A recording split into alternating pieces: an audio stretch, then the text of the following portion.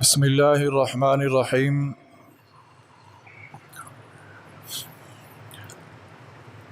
میرے انتہائی واجب الاحترام سامعین اعظم، گزشتہ روز آپ حضرات کے سامنے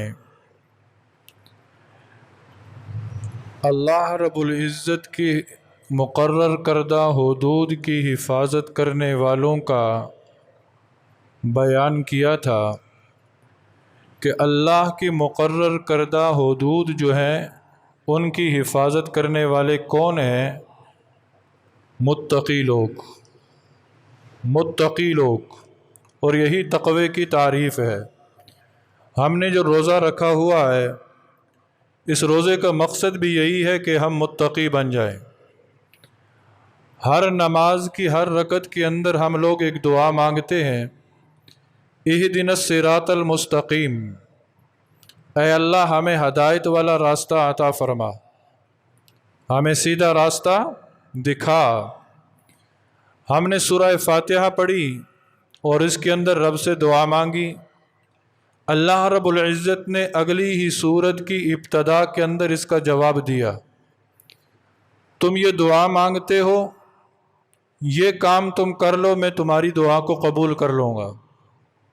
ہم لوگ ہیں جذباتی، جذبات کے اندر آ کر ہم لوگ کرتے ہیں فیصلے، حالانکہ یہ دین جذبات کا دین نہیں ہے، یہ دین ہمیں شعور سکھاتا ہے۔ ہم اللہ کو تو مانتے ہیں پر اللہ کی نہیں مانتے، ہم نبی کو مانتے ہیں، نبی کی نہیں مانتے، ہم قرآن کو مانتے ہیں، قرآن کی نہیں مانتے، ہم بزرگوں کو مانتے ہیں، بزرگوں کی ماننے کے لیے تیار نہیں ہیں۔ ہمارے تو اپنے قول اور فعل میں تضاد ہے۔ ہم نے نماز کے اندر دعا مانگی، اے اللہ ہمیں ہدایت والا راستہ دکھا۔ اب ہدایت والا راستہ کون سا ہے؟ اللہ رب العزت اگلی ہی سورت کی ابتدا کے اندر جواب دے رہے ہیں، ذالک الکتاب لا ریب فیہ، یہ کتاب ہے کہ جس میں ذرہ برابر شک نہیں۔ تم ہدایت مانگتے ہو تو سنو، ھدی للمتقین، یہ ہدایت ہے، پر یہ ہدایت کسے ملے گی؟ للمتقین، ڈرنے والوں کو ملے گی، متقین کو ملے گی۔ جنہوں نے تقوی اختیار کیا انہیں ہدایت نصیب ہوگی۔ یہ پورا کا پورا قرآن جو ہے یہ میرے لیے اور آپ کے لیے رائے ہدایت ہے۔ جو اس قرآن پر چلا ہدایت یافتہ بن گیا، اور جو اس قرآن کے اصول کے خلاف چلا وہ بھٹک گیا، وہ گمراہ ہو گیا، وہ ان کے راستے پر چل پڑا کہ جن پر اللہ کا غضب نازل ہوا، اور جو گمراہ ہوئے۔ اگر تم ہدایت یافتہ رہنا چاہتے ہو، اگر تم ہدایت پر چلنا چاہتے ہو تو پھر اپنی زندگی کو قرآن کے اصولوں کے مطابق گزارو، متقی بن کر زندگی گزارو۔ جب تم متقی بن کر زندگی گزارو گے نا، یہی رمضان کا پیغام ہے، یہی رمضان کا تقاضا ہے۔ اللہ رب العزت ہم سے چاہتے بھی یہی ہیں کہ ہم ڈرنے والے بن جائیں۔ جب ہم ڈرنے والے بن جائیں گے، وَمَن يَتَّقِ اللَّهَ يَجْعَل لَّهُ مِنْ أَمْرِهِ يُسْرًا، اللہ ہمارے ہر کام کو آسان کر دے گا، اللہ ہمارے ہر کام کو آسان کر دے گا جب ہم متقی بن جائیں گے۔ وَمَن يَتَّقِ اللَّهَ يَجْعَل لَّهُ مَخْرَجًا، اللہ ہمیں ہر تنگی سے نکال لے گا۔ وَيَرْزُقْهُ مِنْ حَيْثُ لَا يَحْتَسِبُ، جب ہم متقی بن جائیں گے اللہ رب العزت ہمیں وہاں سے رزق دے گا جہاں ہمارا وہم و گمان نہ ہوگا۔ وَمَن يَتَّقِ اللَّهَ يُكَفِّرْ عَنْهُ سَيِّئَاتِهِ وَيُعْظِمْ لَهُ أَجْرًا، اللہ فرما رہے ہیں تم متقی بن جاؤ، ہدایت چاہتے ہو نا، متقی بن جاؤ، متقی بنو گے میں تمہارے گناہوں کو مٹا دوں گا۔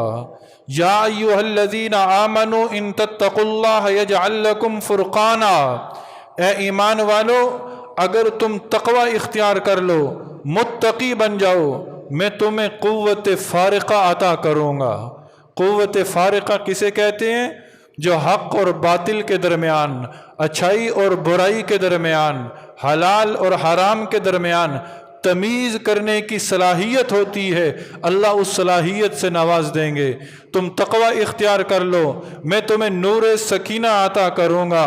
तुम तक़वा इख्तियार करो, मैं तुम्हें अपना क़ुर्ब नसीब करूँगा। तुम तक़वा इख्तियार करो, मैं तुम्हें बागात वाली जन्नत अता करूँगा। तुम तक़वा इख्तियार करो, मैं तुम्हें सलामती अता करूँगा। तुम तक़वा इख्तियार करो, मैं तुम्हें जन्नत में जब दाखिल करूँगा ना तो तुम्हारे सीनों को बुग़्ज़ और कदूरत से पाक कर दूँगा।